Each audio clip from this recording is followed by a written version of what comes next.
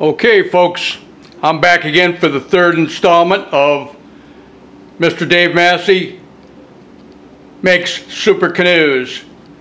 I'm just going to take and quickly pan down the 54 forms, going over that 18-foot 6-inch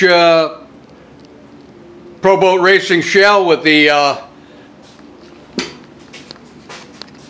27-inch wide at 3-inch waterline. And now we're going to take a little trip upstairs because I want to plug the guys that have that beautiful veneer that I use, Ziricote, and up here we're going to have fans running, so I'm talking a lot louder so you guys can hear.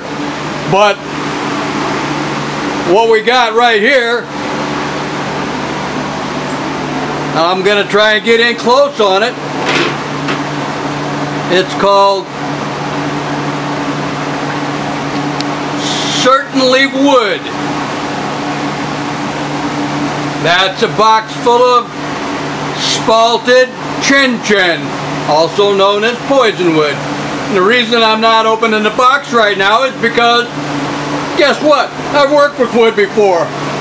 More Spalted Chen Chen in this box right here from, guess what? Certainly Wood.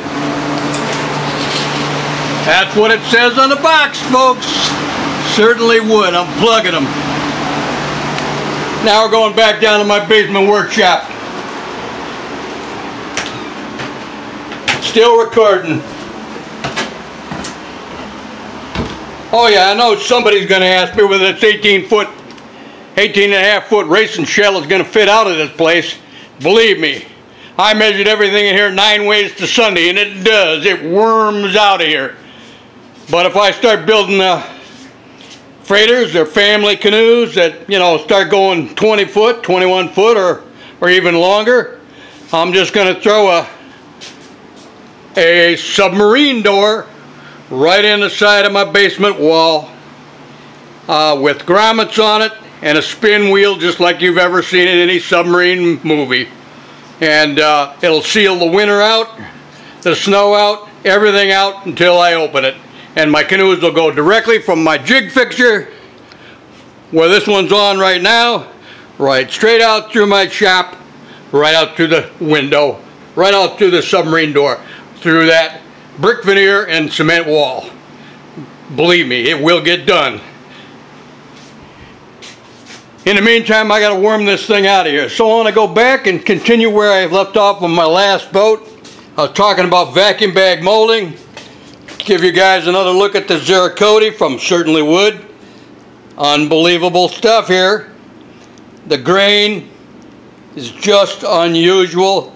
This is a book match. One leaf flipped over off of the slicing of what would be a log of Ziricote, Z-I-R-C-O-T-E, from Caribbean, southern Mexico and Guatemala. Again, it's very, very beautiful stuff. So now let's go to the vacuum bag molding, folks. What's happening here is that there will be this is all 1/2-inch balsa wood material we're looking at right here. These are 11-foot lengths, and it's all machined to 1/2-inch thickness for sanding. This stuff here is 5 and 6 foot balsa wood, all in a pile with a bunch of other stuff on it, sanding gear from other projects. Guess what? Here's some walnut veneer down here too, and it looks like about 20 inches wide, and it's all covered up with stuff, but it's down there. Vacuum bag molding again, folks. So there's going to be a hull on here that'll be 1/2-inch thick. All of the pieces will be horizontal to the earth on all of these forms from my flexible curved template from Wood River. And then once I have my 3/8 of an inch hull on this thing all sanded down perfectly, because you do not put veneer on anything that isn't sanded down perfectly, because one, the veneer is only it's just as thick as your fingernail.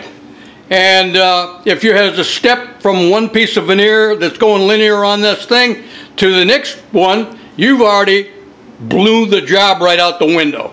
That means all this expensive Ziricote right down here, out the window. Spalted Chen Chen from Africa, out the window. Walnut, out the window.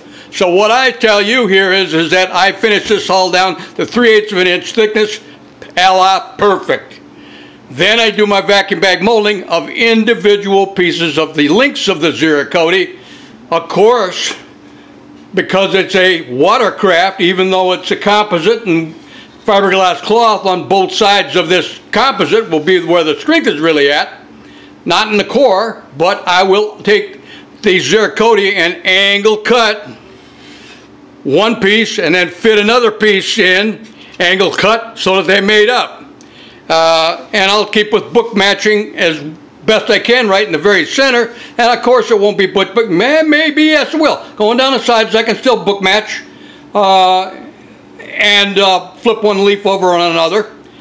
But to put these individual strips, which are going to be what, 9 feet long, because my Ziricote is like 9 feet long, I have to have, well, I showed you this in the last video.